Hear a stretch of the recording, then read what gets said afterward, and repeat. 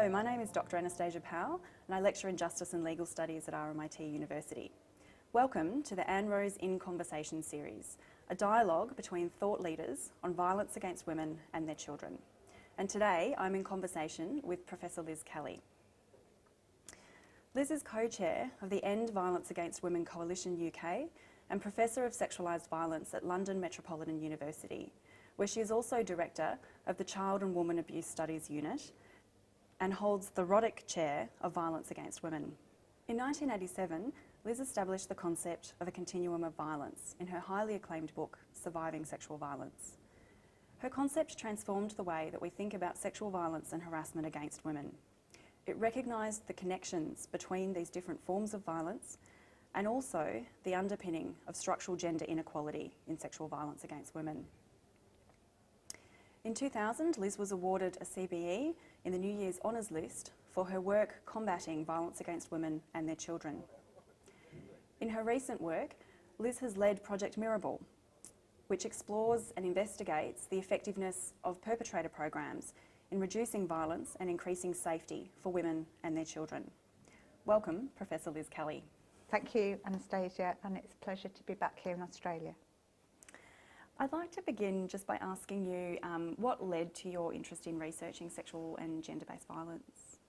Okay, well, I'm a product of the women's liberation movement, and I was part of consciousness raising groups, and one of the issues that came up in all of the groups I was in were experiences of violence and abuse that women had never spoken about before and actually didn't know how to name or make sense of. And in the process, I remembered my own encounters that are a series of what I call escapes, but actually in each case something happened, something physical happened, but it wasn't really an assault that would be criminalised. And in one of those groups, a woman wanted to start a refuge, a shelter, in the small city that I was living in. It seems crazy to say this now, but we didn't know whether we needed one. It was obvious that you needed one in London, but we really didn't know. So we went around to lots of agencies and said, do you ever get women coming in complaining about violence? And actually found that it was present for many agencies. So I was part of starting the second refuge outside of London to open in a little town called Norwich, which has a very wonderful radical history, but is surrounded by a conservative rural area. And then I became part of setting up our little local rape crisis centre. And I realised that these issues just were present in a way, and I wanted to be able to, I knew they were connected. I knew there was a connection between my experiences, the experiences of the women in the refuge, but I didn't know how to pull them together other than to say that men do this, and that wasn't enough. So my PhD was about trying to make sense of the connections. And there's a particular woman who's very, very important in that, a young Finnish woman called Anneli, who will come to the shelter where I was working on her day off. And none of us could really make sense of why she wanted to do this. And then she discovered the Feminist network and she became part of my friendship network. And she was the first woman to ever talk to me about being sexually abused as a child. And that she made the connection that the refuge was a place where she could be and feel safe. That was the question that I was trying to make sense of. Over your career, you've managed to combine scholarly work with activism and policy work. I wondered if you could comment on how important that combination of scholarship, activism and policy work is. I think I talk about it as working in between. that somehow the centre where I work, we're kind of in the centre of this triangle, and we're not really proper academics because we're two activists, and we're not really proper activists because we care about words and meanings and subtleties, and we're not policymakers because we don't have the power to change things other than through the influence. So we're kind of not really of any of those arenas, but there's something freeing and creative about being in that. It's not a safe place to be, but it's an interesting place to be because you're in conversation with all of those arenas, and I've never liked the academia that is pure critique. That's not why I'm there. And our mission in the Child and Women Abuse Studies Unit is to create what we call useful knowledge. And we want it to be useful to a number of constituencies. So I want it to be useful to survivors. I want survivors to feel like their stories, they can see their stories, not exactly and not, one-to-one, because we're talking about a bigger group, but they can see themselves reflected in what we write. I want it to speak to practitioners, sometimes to give them different concepts to use in their work, and the concepts will subtly shift what they think they ought to do. One example being saying that women protection can be the best kind of child protection. It's a small little phrase, but there's so much embedded in it in terms of the implications for what you might do. And then to learn how to have conversations with policymakers. And that's the more challenging one, because they absolutely have another agenda. And their agendas are short term, and our agenda is really long term. And increasingly in the UK, I would say that our politics are tribal. They didn't used to be, but it's almost like anything the previous administration created, you have to change. You have to change its name, you have to change what it does in some way. And so we don't get to incrementally build a response to violence against women and girls, which is what I would like to do, like to see ourselves doing. And then the other side of it is who I feel accountable to and who I feel I'm in conversation with. And it's the case that most mainstream sociology, slightly different in criminology, but only slightly different, they're not interested in violence against women. We're a marginal issue. They don't see the extent to which the knowledge that we've created challenges some of their most basic presumptions about crime, and that crime is the disadvantaged, a kind of rebellion of the disadvantaged against structural power relations. Actually, violence against women, it's the advantaged who are the ones who are. I think the challenges are so fundamental that that's part of the reason why we're kind of on the sideline. So my reference points have always been much more activists and also practitioners. I've always been able to find feminist allies in all sorts of places, and having conversations with them about what they are struggling with, what troubles them, has kind of been part of what our research agenda has been. You can't always do it like that because you have to follow, we all have to follow the money. And sometimes what you get paid to do is not the question you most want to answer. But the projects where we've decided what it is that we want to do, they've always come up from our practitioner and activist allies.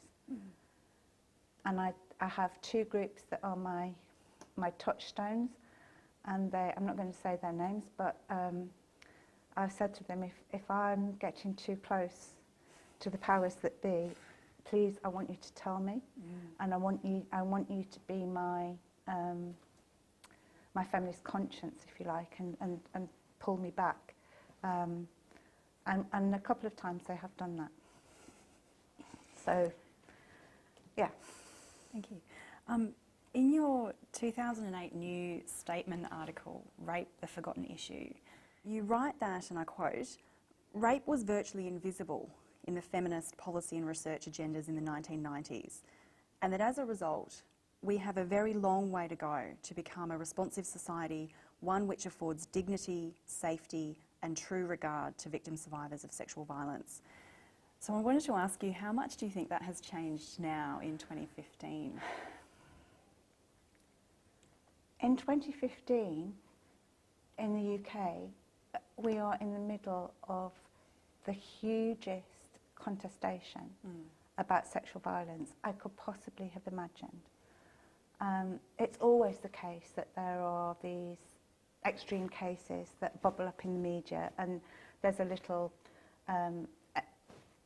bubble of concern, and then it goes. For 2 years, constantly, the story of sexual violence, the story of powerful men manipulating their position to give them access to children and adult women. Jimmy Savile is the most obvious, a man who was clearly a human crime wave on his own, but also in concert with others, and with the collusion of many others as well. We've all heard stories now, and I have a friend who used to go to be part of the audience of Top of the Pops. When you're 14 or 15, it's the thing you most want to do, to be in the audience. And she was actually told by a cameraman, keep out of his way. We've had women talk about when they were in hospital, the nurses saying to them, if he comes into the ward, pretend you're asleep. So this exposure of the extent to which people know about these things, and for all sorts of complicated reasons choose to say nothing, or say something and then the people who they say it to say nothing or do nothing. We now have this inquiry that seems it's finally going to happen, with led by a woman judge from New Zealand, that's going to look at historic child sexual abuse, or non-recent, as survivors call it, because it's historic suggests that somehow it's in the past and has no resonance, and it obviously still has resonance in their lives. And it is like a hydra. It goes everywhere. It goes into Parliament. It clearly goes into the royal household. I'm not quite sure how far, but it goes into the BBC, it goes into our health services, it goes into children's services. So we are facing either it's going to be a crisis, or it's going to be a recognition of the extent to which this happened and still happens. And alongside this, we have the work on sexual exploitation of children, which has gone in an unfortunate direction in that it's been focused on particular groups that have, they have been groups of Asian men, but it's been ignoring the fact that we've got a whole lot of other evidence in other places, in other towns, that is white men. And it's also ignoring the fact that there's sexual exploitation of Asian girls as well. So that's another complicated conversation. so that's going on in the public media sphere. Ironically, and I never thought I would sit in a chair and say this, but we have had a right-wing government for the last 5 years. We have 10 more rape crisis centres than we had when they started. And that's because the women who work in rape crisis have actually been cleverly strategic in how they have worked with government, but also how they've used this crisis to actually say, and where's the support for all these people? I don't think there is the regard, the respect that I would want for survivors. Victim blame is still just a tiny step away from the comments that media people make about how brave people are to come forward and tell their story. It's irritating. And I think the way that the media now uses survivors is they only want their trauma story. They don't want to have a conversation with them about what do they think the criminal justice system should look like, what kind of support works best for them, and they certainly don't want to talk to the survivors who are my friends, who are the ones who didn't have a pathway into mental health problems, or that somehow managed to transform what one poem calls nightmare lessons into a source of commitment to themselves, that they were not going to allow that to determine the whole of their life, and they were going to take hold of the next bit of their life and do something that made them not worth less but worth more. And the media are not interested in those survivors, the survivors who have a more complicated story to tell. So I think we're in an entirely different place in one sense and in a very similar place in the other, because I think there's a wish to stereotype and to have only one version of who a survivor of child sexual abuse or sexual violence can be. But it has to have... My issue is, of course it changes you. Absolutely it changes you. But it doesn't necessarily damage you for life, which is the conventional story. It changes the story of your life. You need to remake your life in relation to that history. But it's not there's not an automatic pathway into future difficulties. I'm not sure I answered your question fully there. You did. I might build on it.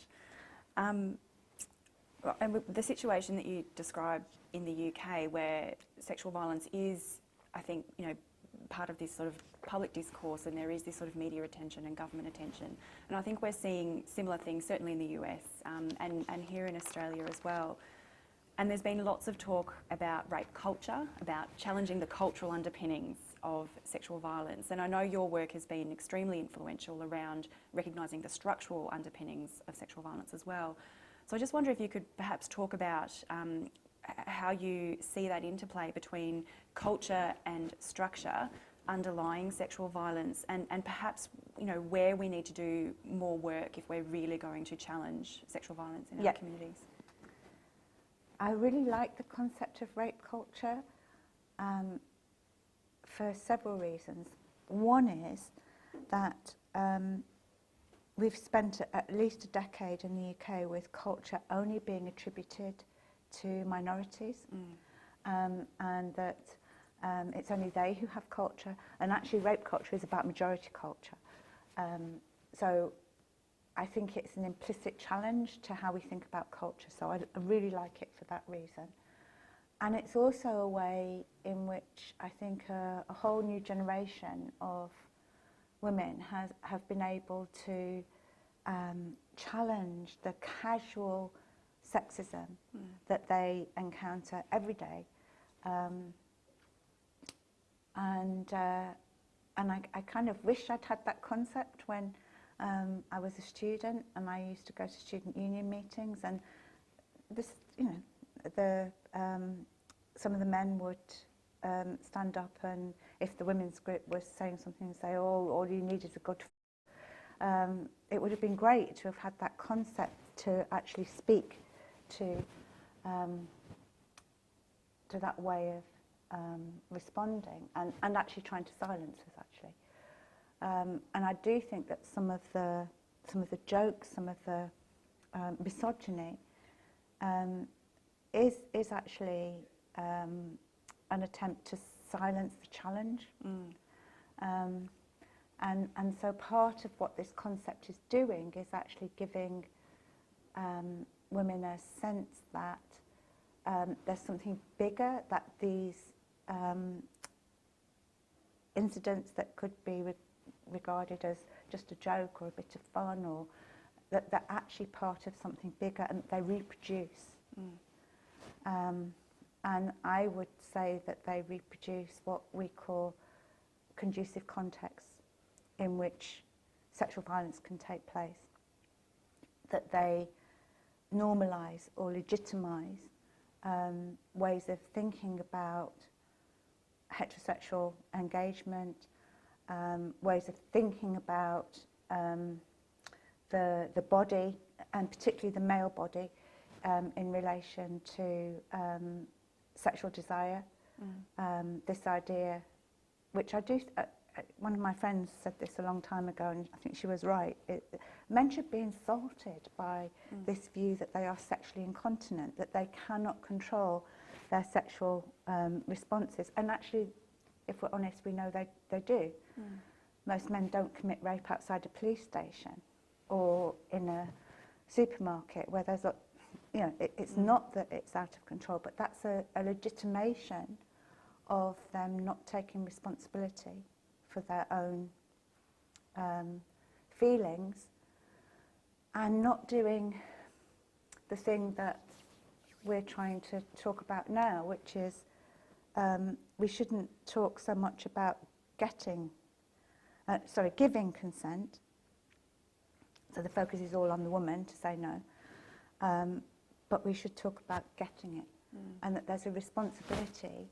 If you're attracted, if you want to have sex with somebody, whatever, it's your responsibility to make sure that it's consensual. It's not their responsibility to say no to you. It's your responsibility to get a yes. So, and I think this idea that it's women who police the boundaries of their bodies is part of rape culture too, because it gives license, gives so much more space for men to act in, and it confines women to a smaller space of a space in which you can say no. So I think it's a really, really helpful concept, and it's a concept that brings us to the place where we reproduce or we challenge structural relations in our everyday lives. And I think rape culture is a concept that allows us to look at our everyday life and the extent to which we're challenging some of the things that make it possible for sexual violence to be so common. I really like what you said there, because I think sometimes when we talk about culture and we talk about rape culture and we talk about the prevention of sexual violence, it gets translated in policy and programs as an individual's attitudes or an individual's ideas that are linked to their behaviour. But I think, you know, that point that you made beautifully is that rape culture and challenging rape culture is actually about identifying those broader threads, those permissions that are a challenge to the structural underpinnings of sexual violence. And I think that's really, really important moving forward in this field. Your work is also focused on other issues of gender-based violence. So, for example, recent projects have included Project Mirabal with Professors Nicole Westmoreland and Charlotte Watts. I wondered if you could share just a little bit with us about the aims of that project and some of the outcomes that you're seeing. This project's a very particular project.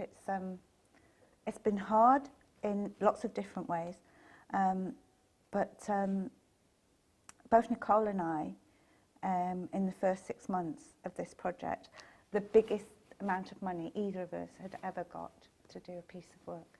Our partners died. So it's been a project that's been about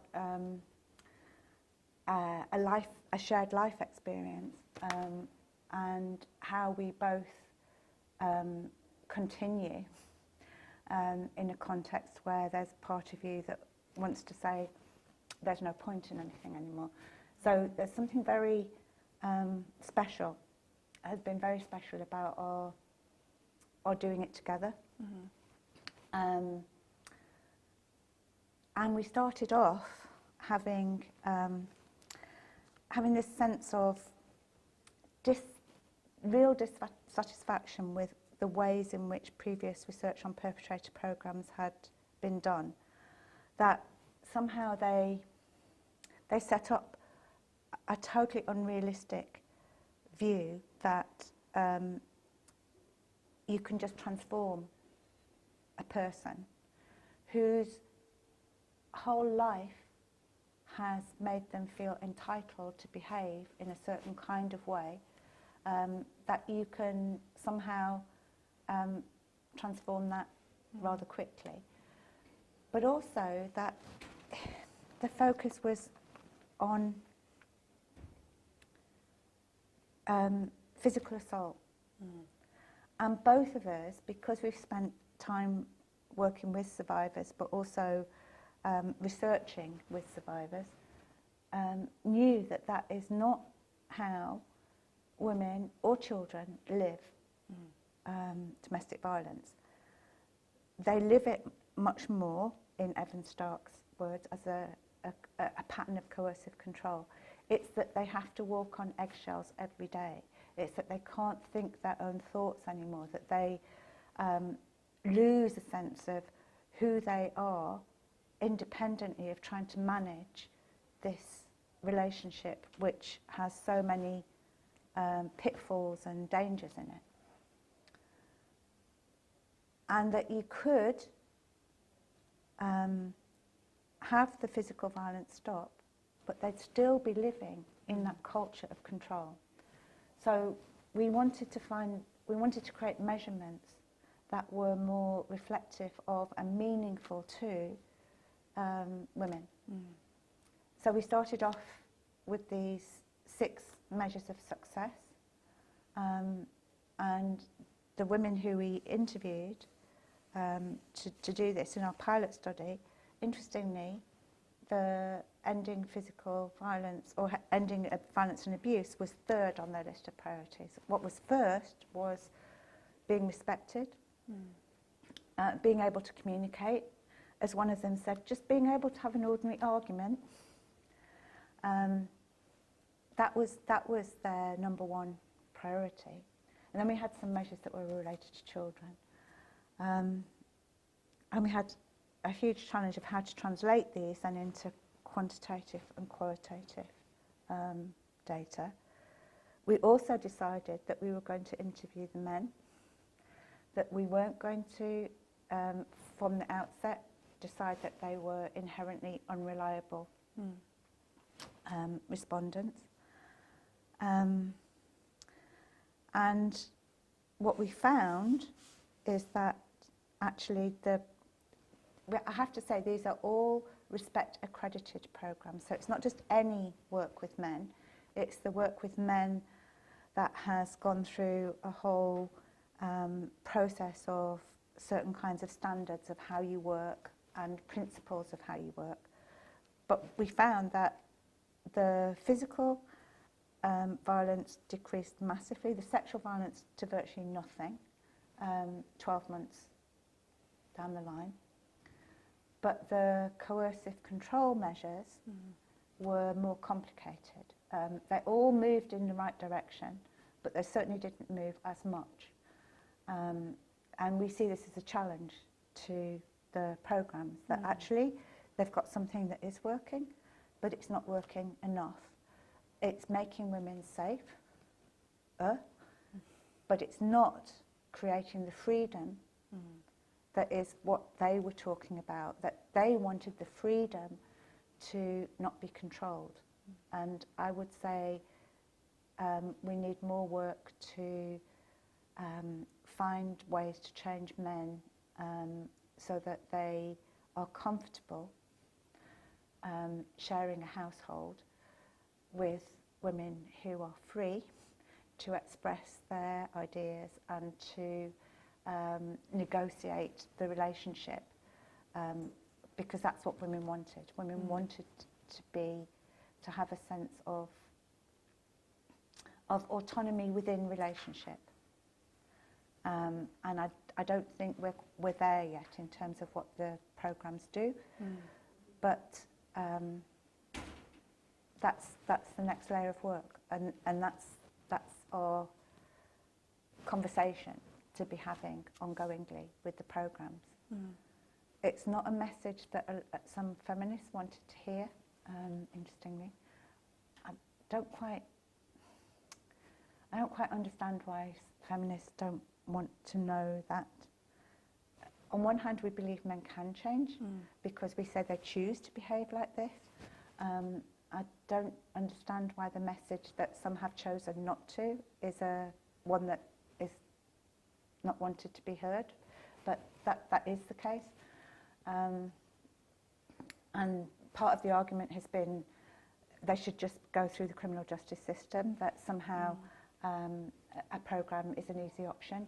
I don't agree, because actually most criminal justice sanctions are a fine or an undertaking. I think it's a good behaviour order here. That's not much of a sanction. Actually having to go for 36 weeks, for 3 hours, and be accountable to a group of other men, I actually think is more of a sanction than a fine. And it certainly has the potential, and it is only the potential, that those men might change. Whereas I don't think a fine or a good behaviour order is a route to likely change. Certainly not for men who don't have a huge investment in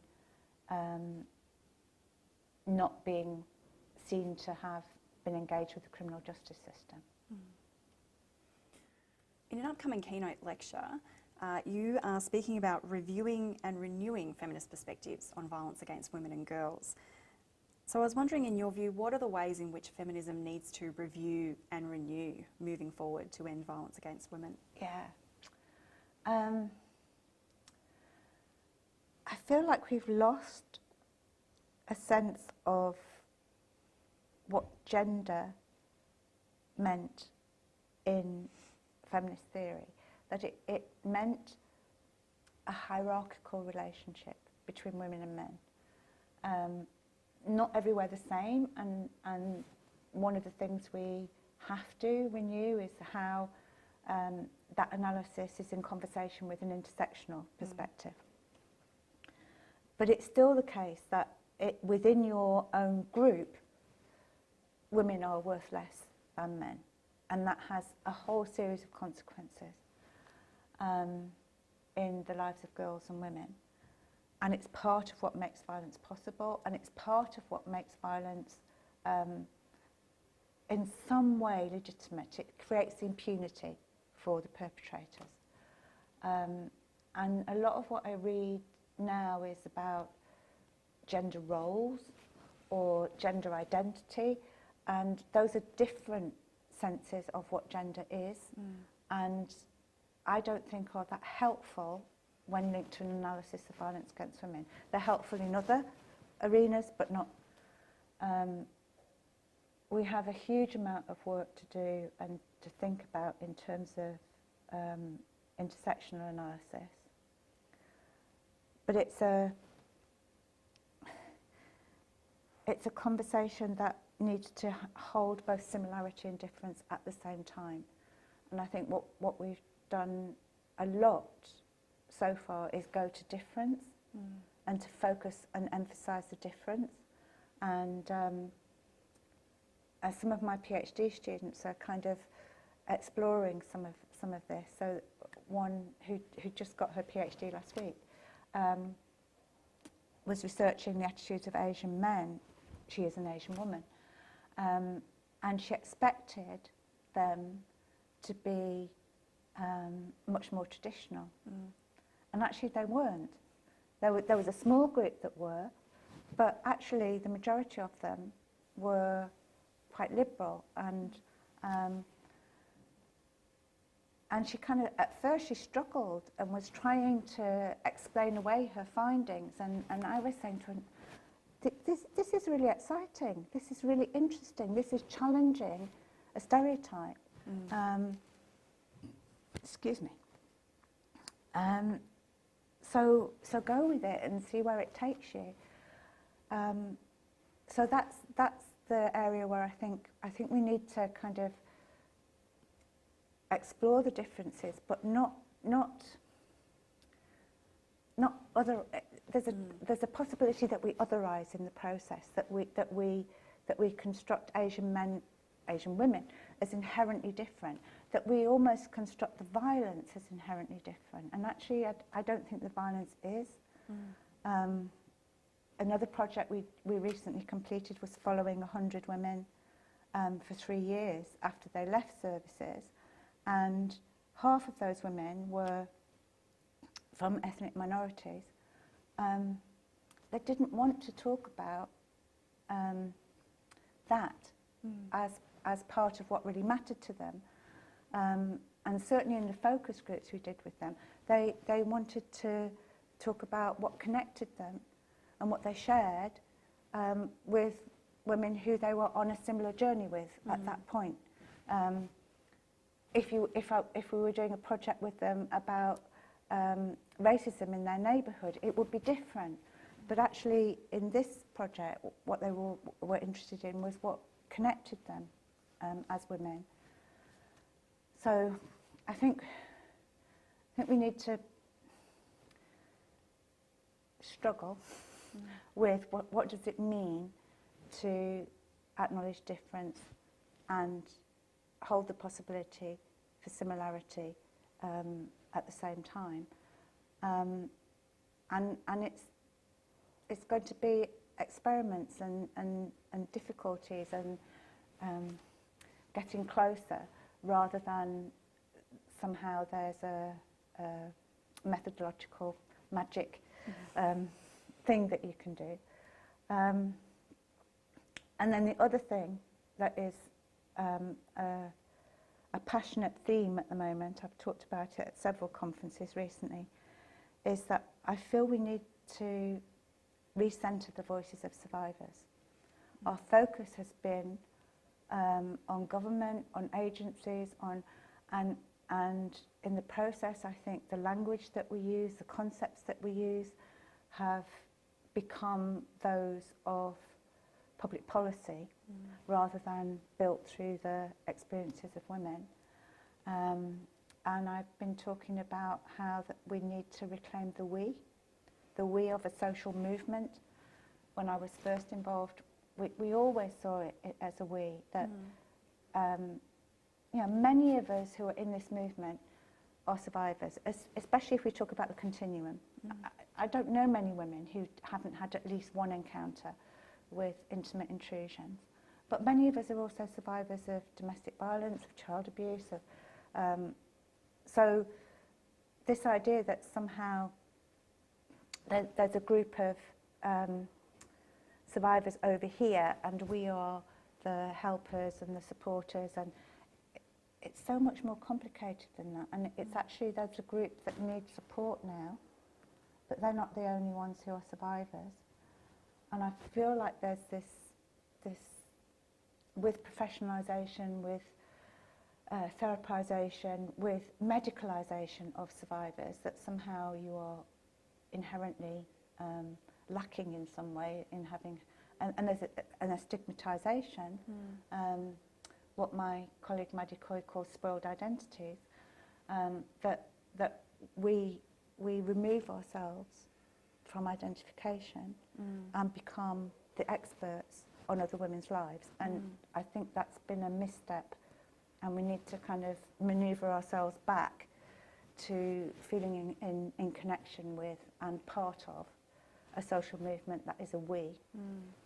And I think one of the things, and to my knowledge, this has been happening a little bit in the UK as well, and I know certainly in Australia at the moment, there's been a lot of conversation in the politics, in the restructuring of services, which has been professionalising or mainstreaming women's services and making arguments that, you know, we don't need specialist services for women for domestic and sexual violence, for example, that these can be serviced by mainstream areas. And I suppose that is part of this, what we've lost in this professionalisation of the sector, and maybe losing some of that direct connection in speaking with women. You know, right? Absolutely, and I think if we'd held on to this idea of survivors working with survivors, we'd actually have had a more powerful argument. I think it's recognised in fields of, you know, substance misuse, in a whole lot of areas, that actually, if you share an experience, there's something that happens in that interaction that is different from someone who's not had that experience. So we've lost one of the strong arguments for our specialist services in wanting to position ourselves as professionals rather than as survivors, or made those two things oppositional rather than connected. Yeah, and reinforcing each other. Yeah. Yeah. So Liz, you are co-chair of End Violence Against Women UK, which is a unique coalition of organisations and individuals campaigning to end all forms of violence against women. What does it take to create a successful peak organisation that campaigns to end these forms of violence? It's a really interesting question. I thought about it a lot yesterday. I think we're unique in lots of ways because we wouldn't see ourselves as a peak organisation. We do actually see ourselves as a feminist coalition. So we have never taken any money from government. It's a principle that we don't do that. That gives us a freedom that all the other groups working on violence against women don't have. And we had two visions. That we start off with the vision that we can end violence against women, that it's not just about putting the pieces back together again, being sticking plaster. But secondly, our vision was that so many of the shelters, the rape crisis centres, feel they can't campaign, they can't have a challenging voice because of the dependency on funding. That we could create a different voice. We could create a voice that was not that wasn't tempered by the fact that you might lose your funding. At the same time, we are strategic. We actually want to influence public policy. We're not. There are other organisations that are going to protest on the street and have that different feminist voice. We need lots of feminist voices. So our feminist voice is a strategic one that wants to influence policy, but also isn't compromised by needing to go and sit in the same office next week and negotiate how much money they're going to give you. I think there's also an issue about leadership. We have the most wonderful staff, very small staff team, but actually smart, clever, able to respond to what's going on in the public sphere. And that's been very much part of our way of operating, that we comment immediately on what's happening in the public sphere. And we've done work with other organisations to enable them to have more confidence doing that media, public speaking work. And I think our co-chair position is an interesting one. My co-chair is Mara Larasai, who has Caribbean heritage, is a very strong, powerful black woman, and we're trying, we never talk about this explicitly, but we both know what we're trying to do is show that there is a way in which black and white women can share power, can negotiate, and can do this in a way that I think both of us are women who it's not about us. And we've just had an evaluation done, and that's what our members say as well. They say that they can see, they like the co-chairing, they like that it's not about us, that we both have a sense that it's about a bigger movement that we are part of and accountable to. And then the other thing is that it's about process and participation. We are constantly in conversation and thinking with our members. We don't take a position unless we have a consensus. So we had long conversations about whether we were going to support criminalising forced marriage or whether we would support the creation of a protection order. It took us 2.5 years to agree a position on prostitution. And we've always, from the very beginning, argued that the voice and vote, we don't often vote, but that the voice of the smaller organisations is exactly the same as those of the bigger organisations. And so some of the smaller organisations of black women working on FGM, they say they feel, you know, this is not, they say they feel as part of the coalition as the organisation that represents 400 refugees. And we've tried to reflect that by who if we get to go to meetings with the minister, who it is that comes with us. Because actually, the refuge organisation get to meet with the minister anyway, but some of our smaller organisations don't. So it's about some kind of process of democratisation and participation, and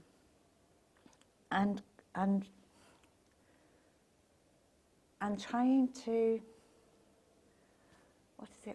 trying to create a culture of cooperation rather than competition.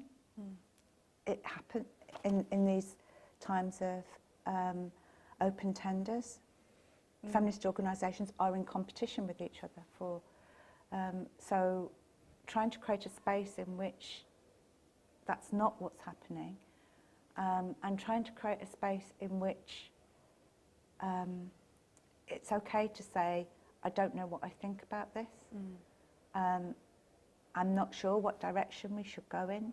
I can see the advantages of this, but it might also have this cost. So we're kind of a deliberative, reflective space, and that's part, I think, of what makes it. We don't just do business. We don't just have reports, and we actually have to have serious conversations about, and not necessarily agree with each other as well, but not in a contestational way, but in a exploring why we don't all agree, and sort of mapping out what So what are the issues at stake here? And then the next time we have a conversation, we've already created that ground, so we move on from there. It's a special place. A culture of deliberative, cooperative, feminist work to end violence against women. That sounds like an excellent place to end our conversation. Thank you so much, Professor Liz Kelly. Thank you.